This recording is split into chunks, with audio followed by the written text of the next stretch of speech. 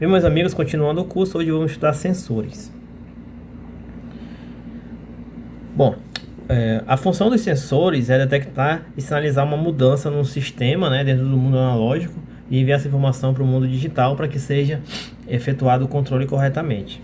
Então ela vai detectar, por exemplo, a ausência ou presença ou a quantidade de uma grandeza, como temperatura, velocidade, volume, entre outros. Dessa forma, eles são usados, né, para monitorar e controlar o processo. Então a gente tem lá o sistema, a gente tem o mundo digital e o mundo analógico, tá? Então o mundo analógico vai ser onde os sensores vão atuar. Eles vão coletar informações desse mundo e enviar para o mundo digital através de um conversor AD.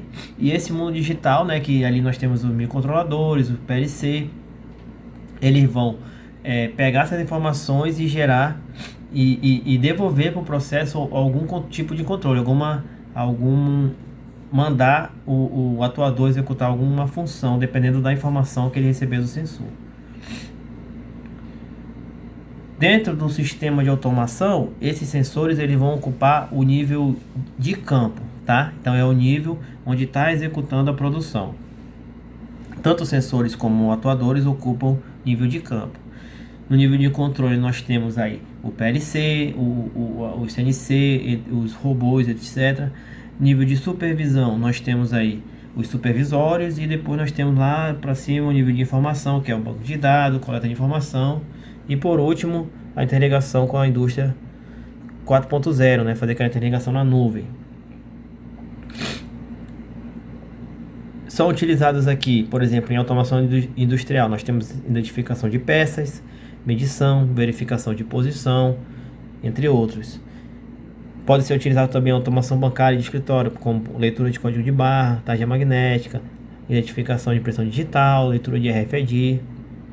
Em automação veicular, por exemplo, nós temos a sonda lambda, né, sensor de composição de gases do escapamento, nós temos sensores de temperatura, nós temos sensores de velocidade. Automação residencial, também chamada de domótica, nós temos os sistemas de alarme, sensores para controle de temperatura do ambiente, sensores de controle de luminosidade, sensores de detecção de vazamento de gás, sensores de presença para acendimento automático de lâmpadas, entre outros. Então, como vocês podem ver nessa figura aqui, os carros modernos eles têm muitos sensores, né? Muitos sensores. Então, por exemplo, pode ter um sensor para você ver a pressão do pneu, para identificar se você tem que carregar ou não o pneu. O Ford Fusion, por exemplo, tem esse sensor. Você pode ter sensores para o carro não bater de frente, não ter uma batida frontal, que vai reduzir automaticamente a velocidade. Então aqueles carros da Tesla, alguns carros mais modernos têm esses sensores. Enfim, você tem uma infinidade de sensores. Sensor de airbag, que é um acelerômetro, né, que ele vai identificar uma diferença de aceleração muito brusca de forma a acionar o airbag, entre outros.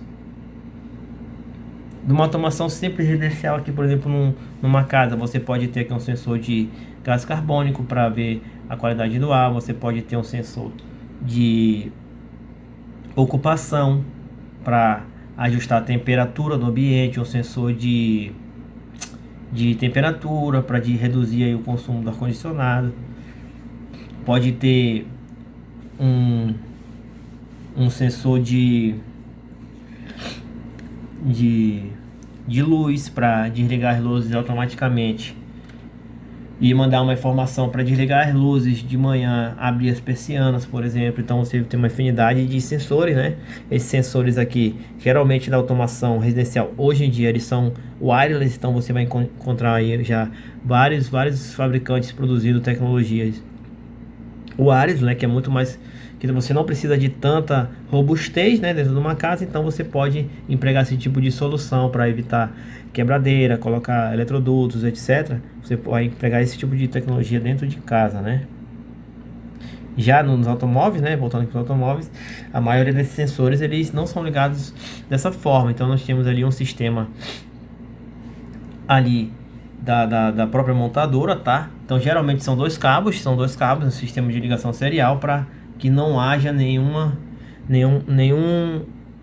como é que se diz, algum delay na hora de acionar, por exemplo, o airbag, ele tem que ser acionado corretamente. Se ele demorar um segundo para acionar, isso pode custar a vida da pessoa, né? Então, geralmente esses sistemas eles são ligados através de cabos, tá?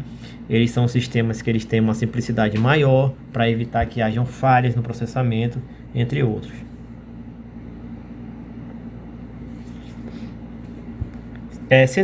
Quais são os tipos de sensores que nós temos? Nós temos sensores para posição e orientação, por exemplo, chaves fim de curso, magnético, interruptor de lâmpadas, por exemplo, potenciométricos, encoders, encoder absoluto, encoder incremental, né? E os resolvers e o ultrassônico, por exemplo, são posição e orientação.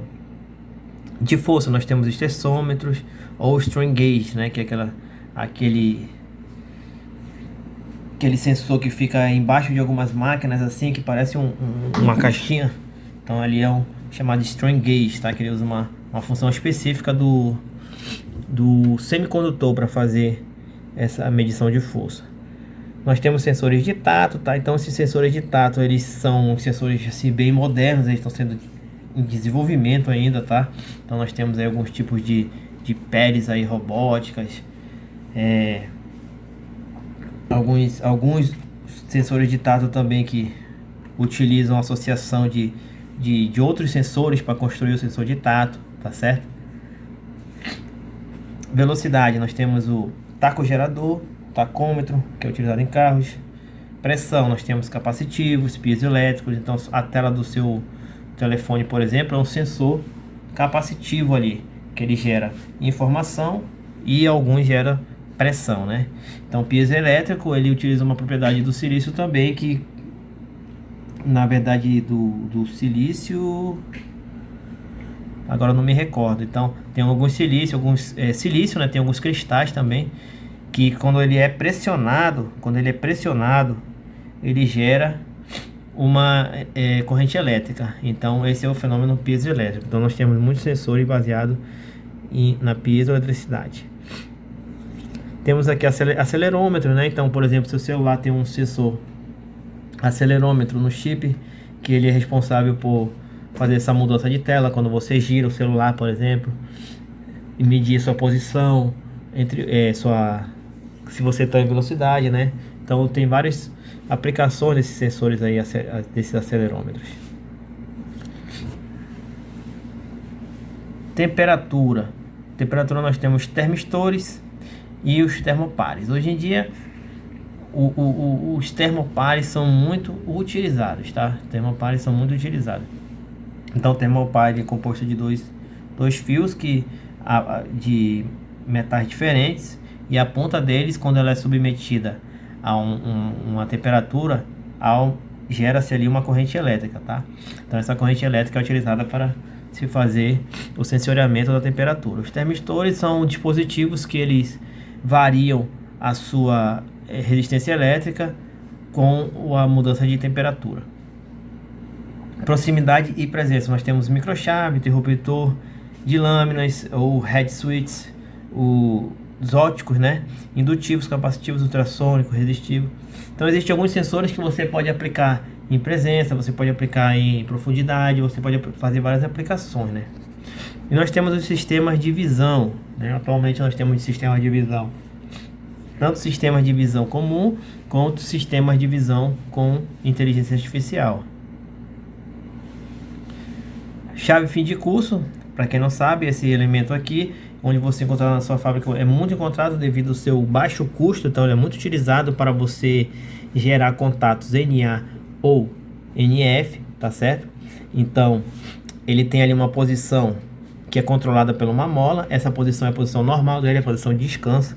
Essa posição ela pode ser tanto normalmente fechada como normalmente aberta, e aí quando ele é pressionado mecanicamente, ele vai trocar a posição para posição de trabalho. Então se ele é um fio de curso NF, quando ele for pressionado, quando pressionar a haste dele, ele vai virar um NA. Mas se ele for ao contrário, se ele for NA, quando pressionado ele vai virar um NF.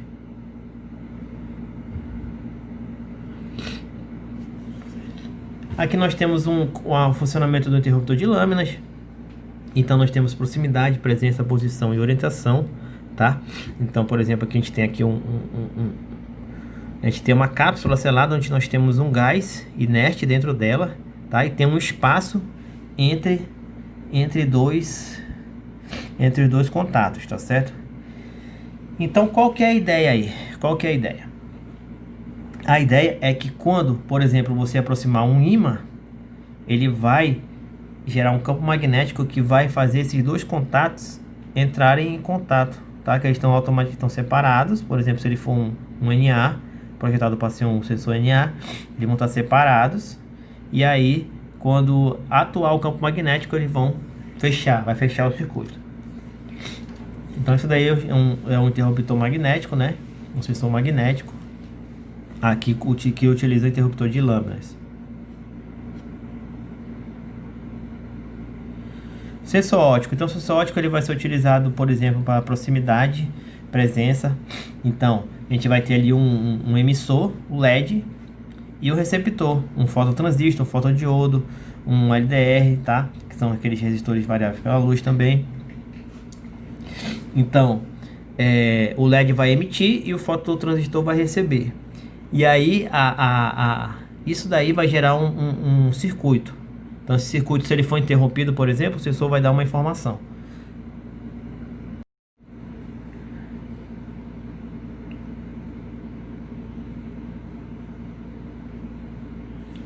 Então, algumas características do sensor óptico são: ele não tem contato mecânico, eles não têm partes móveis, eles têm dimensões reduzidas, eles são insensíveis a vibrações e choques. Pode ter muitas configurações disponíveis. Ele tem que ter alimentação, lógico. Blindado em ambientes com alta luminosidade. Exemplo, sala de soldagem, por exemplo. E ele é sensível ao pó e umidade. Então, olha o funcionamento aqui do sensor óptico. A gente tem aqui o transmissor, o receptor, o T e o R. Então, a gente tem o transmissor e o receptor. A transmissão e recepção gera aqui um circuito. Então a gente tem aqui um refletor aqui na posição aqui do RT. Então vai ter a reflexão de forma que se o objeto passar na frente dele, vai interromper essa reflexão e vai acionar o sensor. Então esse é o chamado de reflexão ou retroreflexivo. O objeto interrompe o feixe de luz. Nós temos o barreira ou unidirecional, no qual o objeto bloqueia a passagem de luz. Então, o transmissor e o receptor estão lados opostos, ligados diretamente. Se o objeto passar na frente, ele também vai bloquear. E nós temos o difuso ou de reflexão difusa. A detecção depende da cor do objeto e da sua superfície. Então, a gente vai ter ali a transmissão e a reflexão. Quando o objeto passar pela frente, vai ter a reflexão. Só que essa reflexão vai ter uma cor. E também vai depender da superfície. Então, se ele tiver a superfície correta para transmitir corretamente, e aí tiver a cor correta, esse receptor vai transmitir a informação. Então, aqui estão alguns sensores ópticos, como vocês podem ver, né? E geralmente eles têm esse tipo de montagem na indústria. Geralmente essa forma aqui de sensores ela é muito utilizada para sensores capacitores, sensores indutivos, sensores ópticos, tá certo? Então é uma maneira de você montar mais facilmente. Você vai com fura-copo, fura lá o suporte, bota as duas porcas, enrosca e você monta o sensor. Então tá aqui, ele tem alguns diâmetros, por exemplo, 12, 18, 30 milímetros.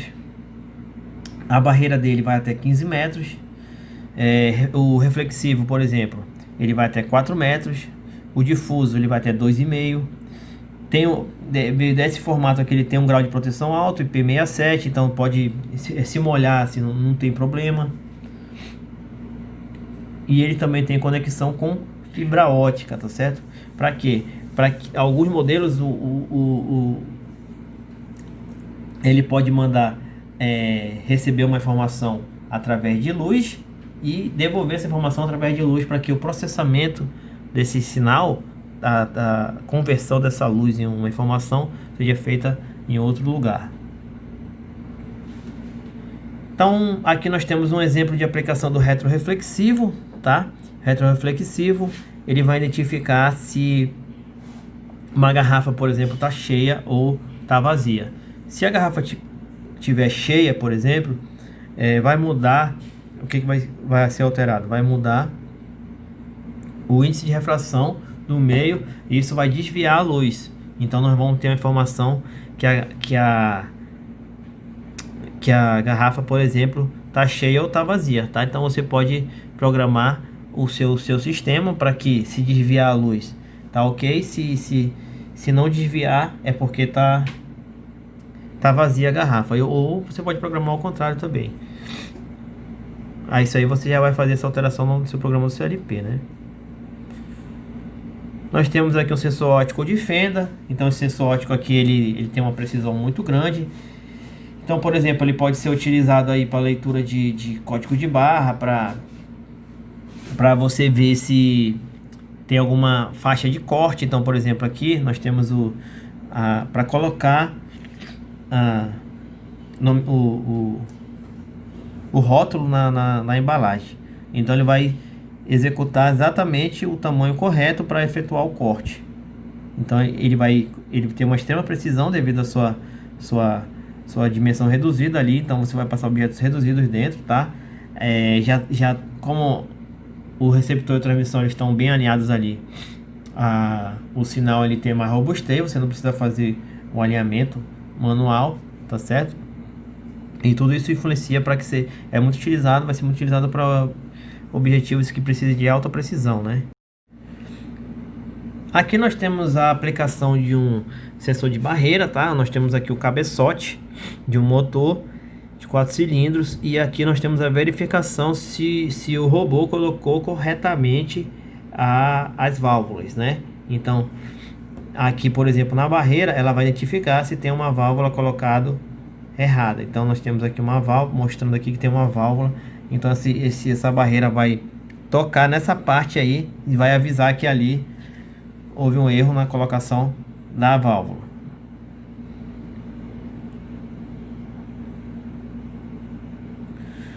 Aqui o sensor de fibra ótica. Então, como eu falei, aqui, por exemplo, nós temos aqui uma fibra ótica alongada, né? Então, a luz ela pode andar dentro da fibra ótica e aí você pode levar esse sensor de barreira aqui, por exemplo, ou difuso, para algum lugar distante e deixar a central, a unidade que processa a informação de luz, que converte a informação de luz em dados, longe, né? Então, você vai utilizar isso aí, vai depender da sua aplicação, do nível de segurança que você precisar ali na área. Então aqui, como vocês podem ver, nós temos várias aplicações aqui em fibra ótica. Várias aplicações utilizando fibra ótica.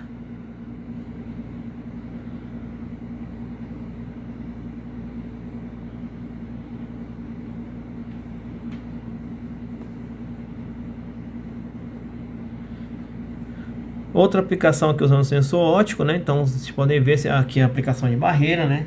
Então essa aplicação ela pode ver, por exemplo, o volume da caixa, ver se está tudo certinho, né?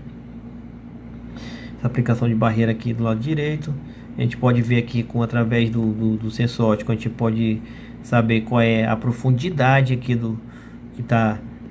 que tá enchendo aqui de material, recipiente. Enfim, vão ter várias aplicações aí para sensores ópticos, né? Tudo vai depender ali da utilização. Então você vai ter que analisar e ver se é possível utilizar o sensor óptico na sua aplicação. Então o sensor óptico pode ser utilizado para identificar cor também, como vocês podem ver aqui. Pode detectação de marcas em blister na indústria farmacêutica, por exemplo. Ele vai ver se a ampola está cheia ali do tamanho certo. Ele pode fazer detectação de marcas de solda em latas de conserva. Ele pode detectar se todas as pílulas, por exemplo, de um remédio estão colocadas no local, se estão com a cápsula certinho. Aqui eu vou deixar para vocês, tá? Se vocês quiserem dar uma olhada, depois tem alguns links no YouTube, tem alguns que não estão funcionando, mas tem vários que estão de aplicação de sensores ópticos e sensores de fibra ótica. Vamos para os ultrassônicos agora. Então o som, né? O som é aquela onda que viaja com a velocidade de 340 metros por segundo, né? Que precisa de um meio para se propagar. Então ela utiliza ali a variação de pressão do ar para se propagar, né? Então ela vai variando a pressão do ar até chegar no ouvido da pessoa, etc. Enfim. Então é possível utilizar esse fenômeno físico para construir sensores, né? Então nós temos aqui um espectro de frequência do som também, né? Nós temos o infrassom, o som audível, né? 16 a 20 kHz, o ultrassom de 20 kHz a 1 GHz e o hipersom acima de 1 GHz, né? Então nós temos alguns tipos de som. E aqui, como vocês podem ver, nós temos vários sensores ultrassônicos. Então o princípio de funcionamento dele é semelhante ao óptico, né? Nesse aqui, por exemplo, nesse aqui é semelhante ao óptico, tá? Então aqui nós temos aqui um sensor aqui que é muito utilizado em Arduino, né? Tem uns kitzinhos com alguns tipos de sensores ultrassônicos, como esse, né?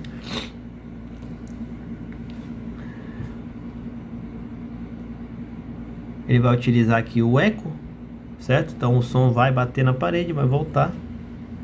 A reflexão do som. Outros utilizam o efeito piezoelétrico, né, que é aquele efeito que quando o silício é pressionado, por exemplo, ele gera uma corrente elétrica. Então a pressão do ar vai fazer essa pressão para gerar corrente elétrica. Com ele, através do efeito Doppler, é possível saber se um objeto está, por exemplo, aqui nessa aplicação, para saber se o objeto está invertido, tá? Então, através do efeito Doppler, a gente vai poder saber isso aí. Dá para saber também o diâmetro do rolo, através do efeito Doppler. Então, quando ele for aumentando, ele muda, né? As características do som recebido, tá? Então, quanto menor a distância, maior a diferença ali, o eco muda. Então, nós temos ali um sinal. Também dá para utilizar para saber se as garrafas estão sem líquido. Dá para utilizar ali como sensor de nível, né? Enfim, aqui nós temos a presença de material na esteira para ver se está ok. Nível de líquido do tanque.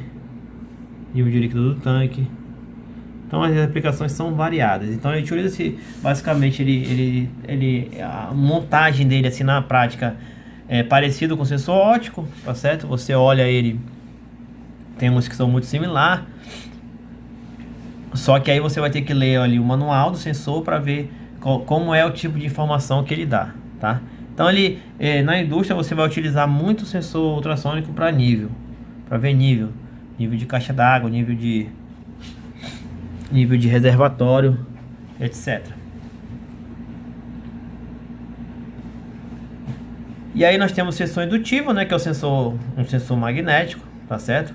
Sensor magnético.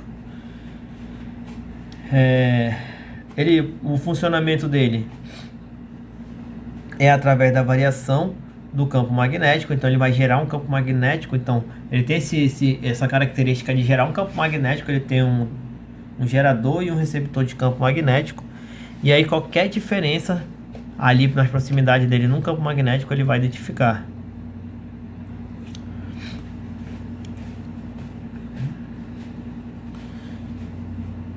Então a aplicação aí do sensor indutivo.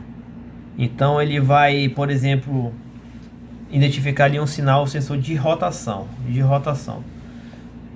Então imagina, nós temos um sensor e nós temos uma roda que ela tem um conjunto de engrenagem. Então ela vai de um lado, vai para o outro. Quando chegar na posição central, o sensor vai ver uma informação de campo magnético diferente do que onde temos os dentes da engrenagem.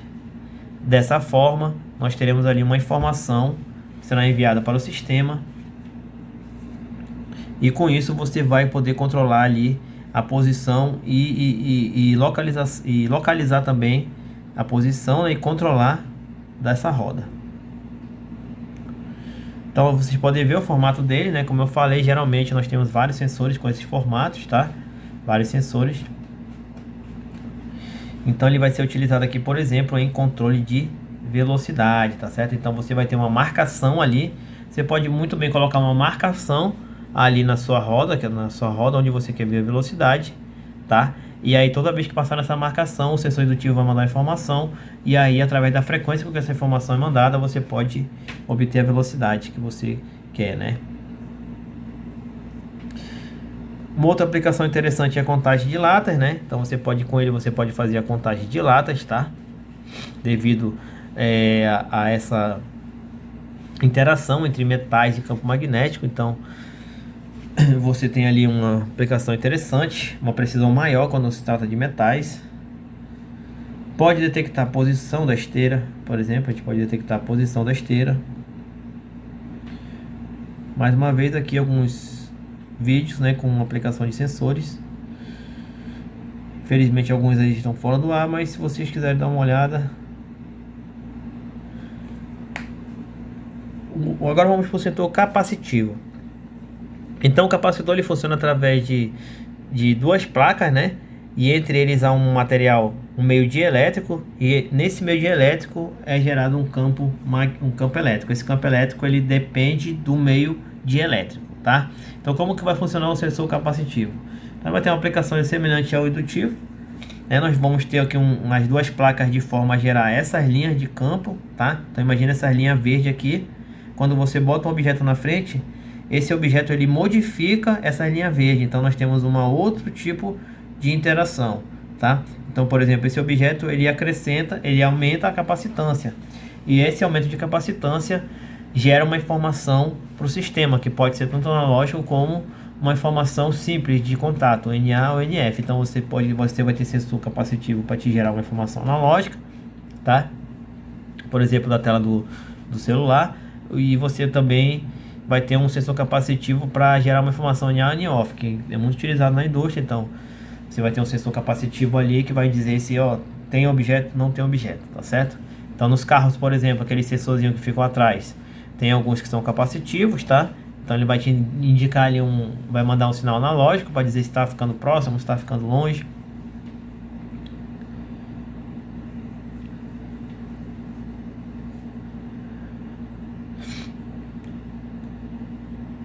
Então ele vai ser utilizado aqui para identificar a presença de peças, para detecção de fluido em um reservatório, para contagem de peças, entre outros. Então vocês podem ver aqui, ó, o sensor capacitivo montado em painel pode detectar madeira, plástico e metal. O alcance dele de 3 mm a 25 mm, tá? Então nós temos também o sensor capacitivo disposto em plataforma, usado para detecção de painéis de vidro, por exemplo. Então ele pode ser utilizado, pode ter várias aplicações. Geralmente existem muitas aplicações que você pode utilizar vários tipos de sensores, né? Então quem trabalha na manutenção às vezes vai ter um tipo de sensor, aí vai procurar, não vai achar, que precisa de uma determinada precisão, mas vai ter um outro tipo que atende. Então você pode só trocar o sensor e calibrar lá na sua melhorar lá a sua programação, mudar, né, alterar o que for preciso, e vai funcionar do mesmo jeito, tá certo? Seu sistema. Então aqui um sensor capacitor que é utilizado para detecção de caixa de sabão. Então ele vai identificar se o bloco com 3 caixas estão sendo montados corretamente. Aqui mais uma vez alguns vídeos disponíveis. Agora vamos ver os sensores potenciométricos. Então eles vão ser utilizados para a detecção de posição absoluta, tá? Eles têm um baixo custo, a variação com temperatura também não é relevante, e ele é muito sensível a poeira e umidade, tá certo? Muito sensível a poeira e umidade. Então como que ele vai funcionar? Ele vai, como o próprio nome diz, ele vai funcionar através da variação da resistência elétrica, tá certo? Variação da resistência elétrica.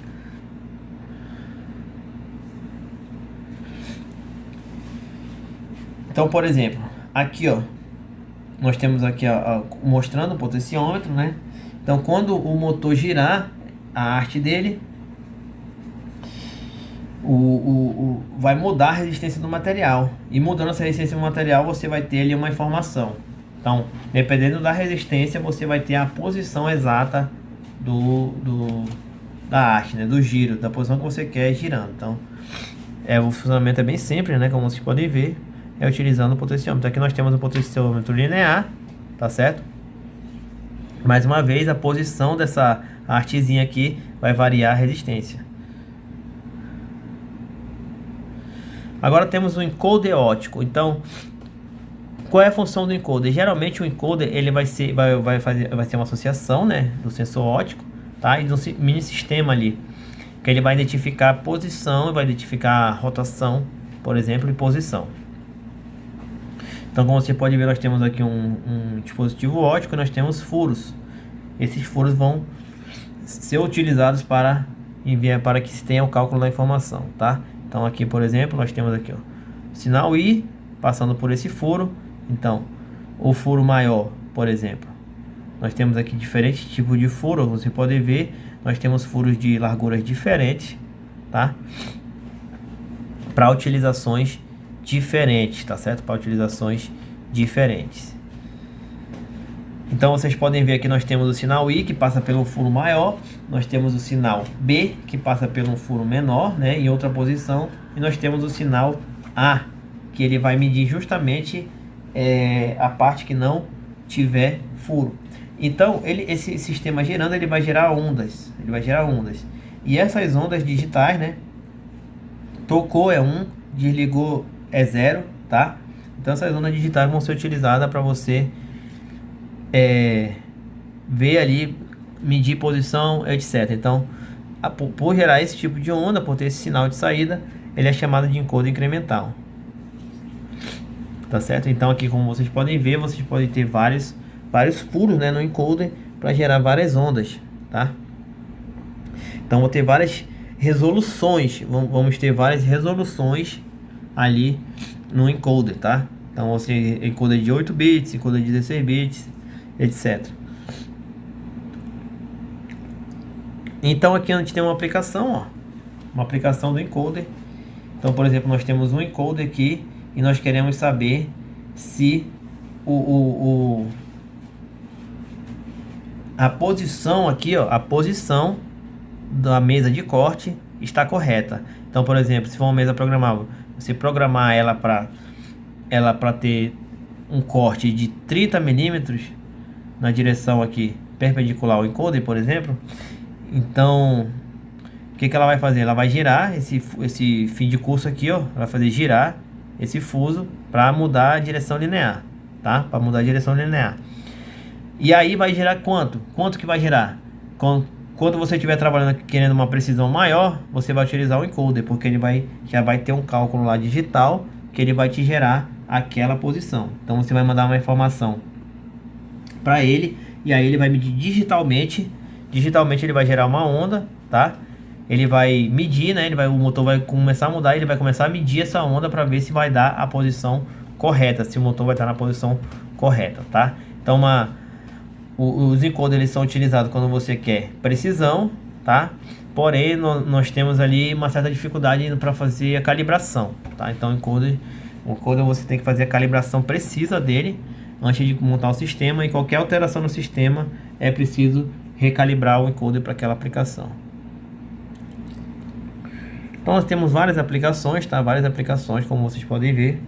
E como eu falei, né? Então você pode utilizar assim outros sensores, né? Se você conhece mais um tipo, você pode utilizar ele em várias aplicações. É sempre bom conhecer pelo menos uns 2 ou 3 tipos de sensores, né? O ideal é conhecer todos, mas é muito difícil. Mas se você conhece alguns tipos, você já consegue fazer bastante coisa na indústria. Então várias aplicações aqui, ó. Posicionamento de mesa, então vai ver se a posição está correta também. Posicionamento de logística. Robôs, então geralmente os robôs você tem encoder nas articulações para saber a posição exata, tá? Posicionamento de antena, enfim, os encoders são utilizados quando se deseja ali uma precisão maior na sua posição, no controle maior de posição. Então aqui temos os vídeos também, tá? Se vocês quiserem pode dar uma olhada depois. E por último nós temos o sistema de visão, né? O sistema de visão, eles são sistemas mais modernos, tá certo? Eles utilizam ali uma CPU para processar a informação da câmera. Então nós temos ali uma câmera. Hoje em dia as câmeras são câmeras CMOS, né? E aí a leitura daquela como se fosse uma foto, como fosse um ser humano lendo uma foto, só que no caso é o computador. O computador lê aquela foto e manda informação, tá? Então hoje em dia, esse sistema aqui, a maioria desses sensores ópticos são vendidos, ele já tem uma mini CPU acoplada nele, tá certo? Então essa mini CPU você pode programar, por exemplo, para obter a informação que você quiser. E aí, inclusive, existem umas mais caras que já tem inteligência artificial. Então você pode programar uma informação, ele já gera o banco de dados ali, o Big Data, né, que chama, dentro ali já tem um chip ali próprio para isso. E aí ele vai te dar a informação, já vai mandar a informação para o CLP, já de acordo com o que você quiser.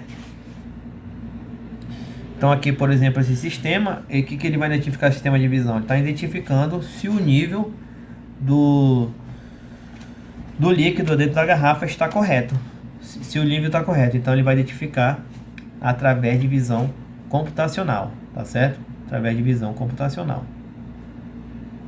Esse aqui é justamente um modelo aqui que ele já manda informação, já pode ir direto para o CLP, tá certo? Se está ok, se não está, não precisa passar pela CPU, né? A CPU já está nele, tá certo?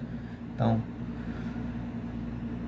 você pode ver, ele já é acoplado, já tem a VGA, né? Já tem a interface de monitor, CPU e a câmera, né? Então é porque antigamente nós tínhamos muitos sensores de visão logo no começo, década de 80, que eram dessa forma realmente. Hoje em dia eles são vendidos dessa forma, tá? Aqui nós temos outro sistema de visão computacional, tá identificando se a solda nos componentes eletrônicos está ok.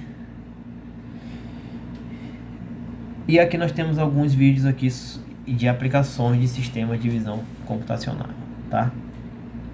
E para terminar, nós temos aqui os sensores LEGO, né? O Mindstorm NXT, tá certo? Então, o LEGO Mindstorm você pode montar várias coisas, né? Como vocês podem ver, nós temos o controlador e os sensores, né? Então, através usando o controlador e o sensor, a gente pode fazer o controle, né? De fazer um braço robótico, fazer um robozinho, um carrinho que anda na linha, etc. Então aqui nós temos, nesse controlador nós ligamos aqui os sensores, ultrassônico, sensor de luz, sensor de som, sensor de toque.